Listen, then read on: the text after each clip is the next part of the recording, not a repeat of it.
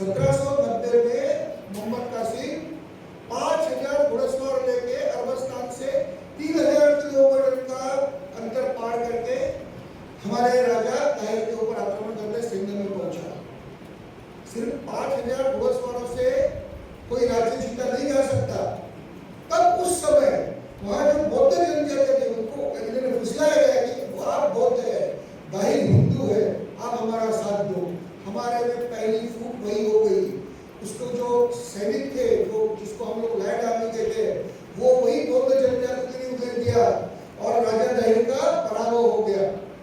जब हिंदू राष्ट्र की स्थापना का विचार लेकर इस श्रृंखला का पहले अधिवेशन का आरंभ हुआ, तो उसकी अगर सबसे बड़ी कोई फलश्रुति है तो आज भारत में यत्र तत्र सर्वत्र संसद भवन का प्रांगण हो, विधानसभा का प्रांगण हो, हिंदुत्वनिष्ठ राजकीय पक्ष हो या हिंदुओं के विरोध में कार्य करने वाले राजकीय पक्ष हो, सभी हिंदू राष्ट्र की चर्चा कर रहे। हो सकता है कुछ समर्थन में कर रहे, कुछ विरोध में कर रहे,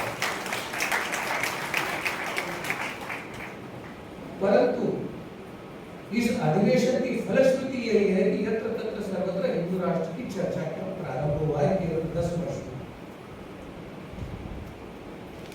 अब इस हिंदू राष्ट्र के पहले अधिवेशन में जयतु हिंदू राष्ट्रों का घोष इस अधिवेशन ने दिया, तो वो भी कैसे घोष वाक्य निर्माण हुआ है वह जानना भी बहुत आवश्यक है।